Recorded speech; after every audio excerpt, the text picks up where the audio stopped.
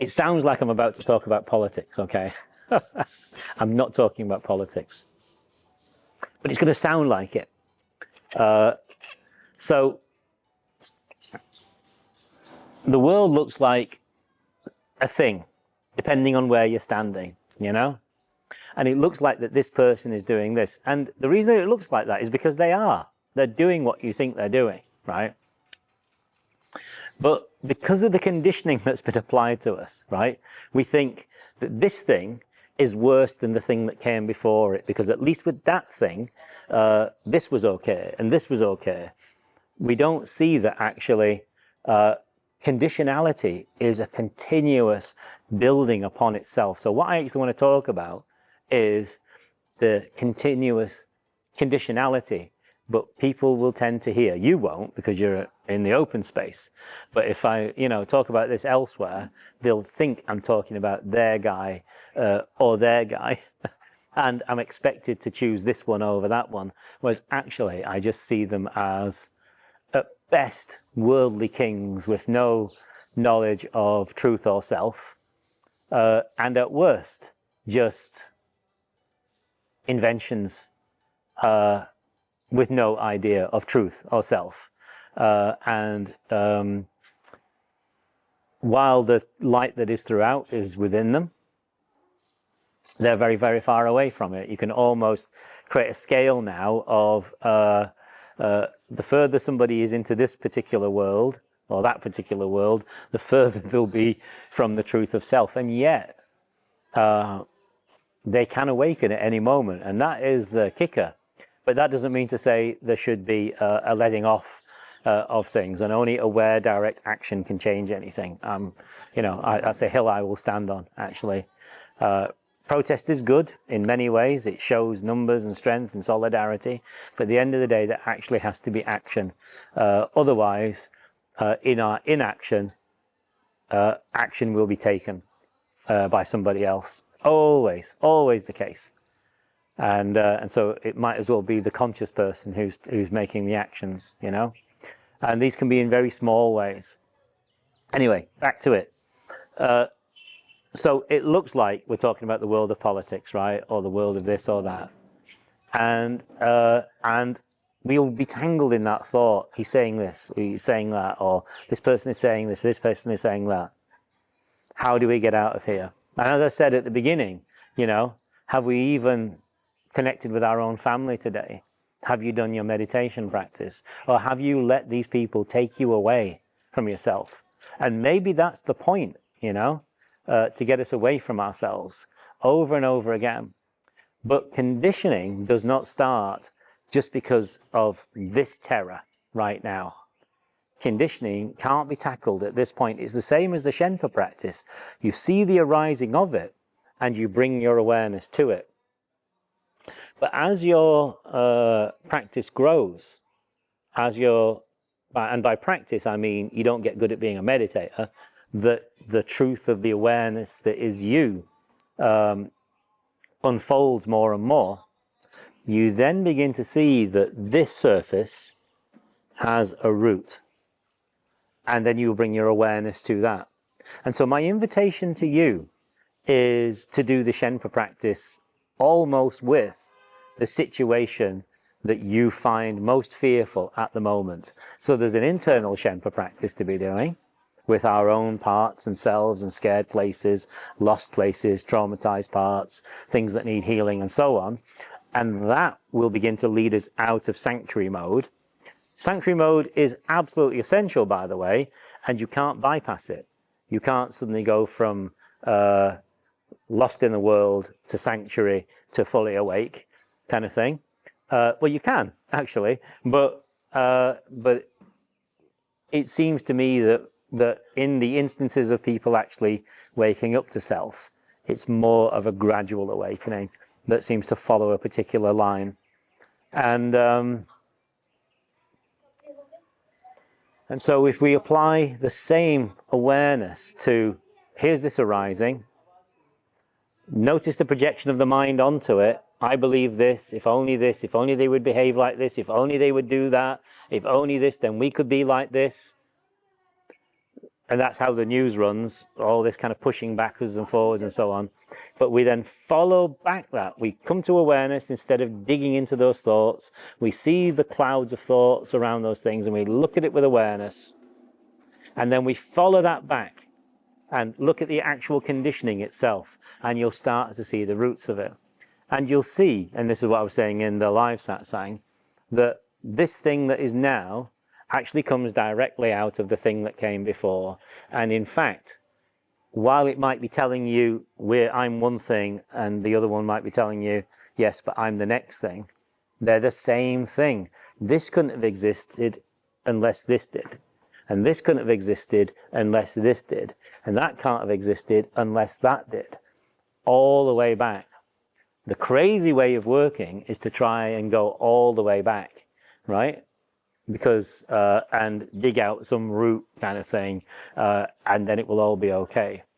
If we meet it at the level that it's at, with awareness, it will actually show us all of the stuff that is going on holding that up. And it's very easy, just like Jenga, to pull out the pieces of wood then, you see. So awareness is the thing that will actually dig out the back. Not philosophically or mentally or therapeutically trying to go back. A therapeutic model actually would be more helpful. It would indeed. But an awareness model is the better way to go. And then action through our ordinary lives into awareness. You might notice now on the website, not within the open space, but as on the website, I've created a new page called Earth for All. And I kind of feel like we need to at least start talking about what an equitable world might look like, because that's not a conversation that seems to be on the table anywhere.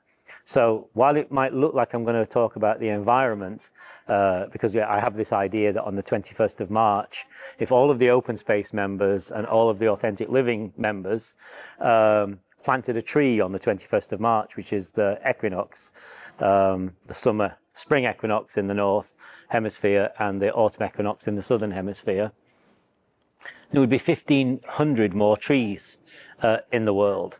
And even if only one of us did it, and I'm going to do mine, that would be one more tree in the world, you know? So these little increments actually do count for something. And I'm going to plant my tree, you know, not in my own garden, but somewhere out in public, or in a kind of an existent space where it will thrive. And I might even plant 2 trees, because there's a real there's not a food shortage in the world, but there's a shortage of food availability in the world because of the systems that we are having in place right now. And so if you are in a climate that will support fruit trees or olive trees or avocados or banana or coconut trees, then plant food, basically. Just even if it's just symbolic, just plant food. Ornamental trees, they're not edible. So, but anything is better than nothing, as it were. But I also want to start looking at a vision coming from awareness of what an equitable world might actually look like. Because while I don't think I can achieve anything, quite honestly, in that way, through convincing anybody or anything, I do feel that unless, and Bell Hooks says this as well, unless we can at least envision change, then there can't be a change. So you first have to have a vision and then put that out there and then move towards it. And even if it's just the smallest step in an aware and meaningful direction, at least it's a step. So that's what Earth for All will be. It'll be trying to talk about that. I'm sure I've told you before, I've started by saying this section by talking about them as being worldly kings. I'm sure I've told you this story before when Ram Dass is hanging out with his guru, Neem Karoli Baba, and there's this procession going on in the distance, kind of somebody being carried in a paladin chair, and all these trumpets going on, and you know, shouting and this kind of thing. Pretty much like we get here at night. It's never quiet at night here, and there's always some kind of big noisy thing going on in the temples, or people having pujas and things, and it's always really loud and as fast and as kind of grippy as possible. And it's almost like people are trying to shout their way to God, you know, shout their way to the divine. If I make a loud enough noise, God will hear me, instead of coming the other way. And Ram Dass is kind of caught up watching this procession, and so Neem Karoli says to him, "What are you looking at, Ram Dass?" "This amazing thing going on down here," he says, "and you know, there's this gold and trumpets and this, that, the other, and this man is being carried aloft." And Neem Karoli just says, "Yes. Oh, it's only a worldly king." You know, because the true kingdom, if you want to use that word, is the kingdom of the light that is throughout, the light of self, and anything else in comparison is just cheap. It's just cheap.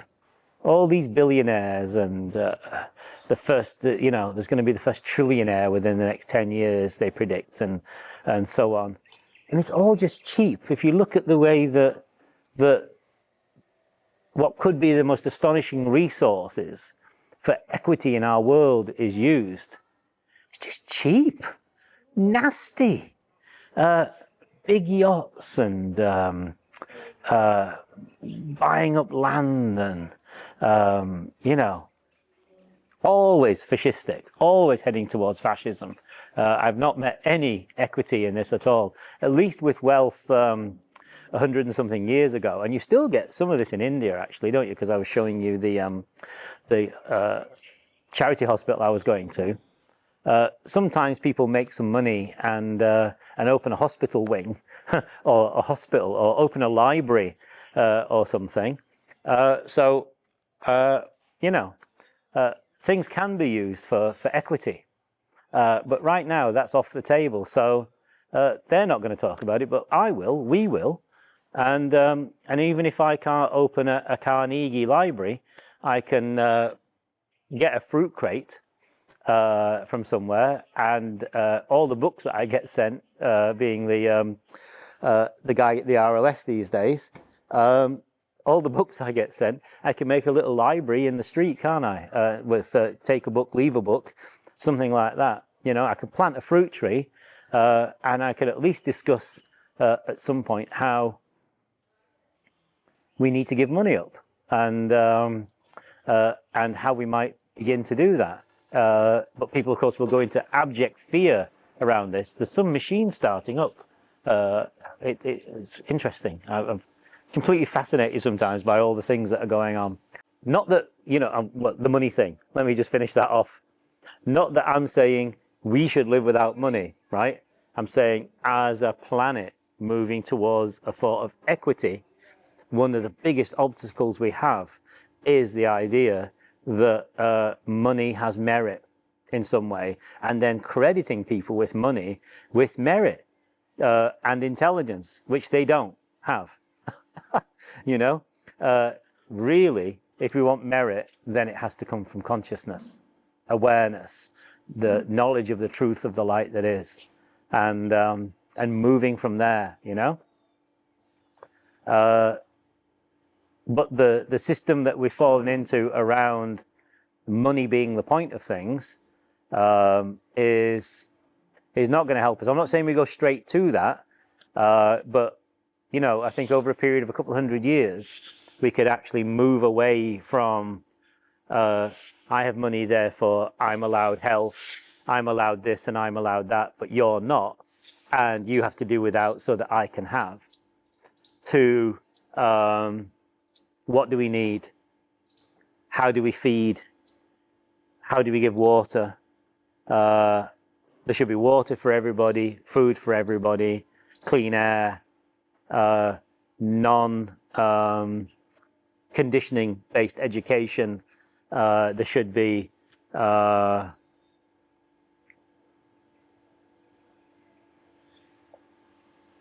movement towards self-governance and self-knowing, but that can only come from the development of awareness and the message of awareness being shared with people from a young age onwards, from about the age of sort of 7 or 8 onwards, but then that building into families. So we build a better version of conditionality moving forward, you see. So that is basically the Earth for All idea, but it's also the open space idea. It's also the authentic living idea. So it's 3 parts of the same thing, you see. As I say, I don't expect to achieve anything at all, apart from maybe putting some books in a fruit box and talking to you and sitting in meditation with you, and maybe kind of putting on the odd literary event and writing a book that has some consciousness in it that somebody might pick up on. Yeah, you just never know, do you? So I'll keep throwing some mud at the wall and see where we get. Lots of love to you. Go well. Let me know how you are if you feel like, and I love you. Take care.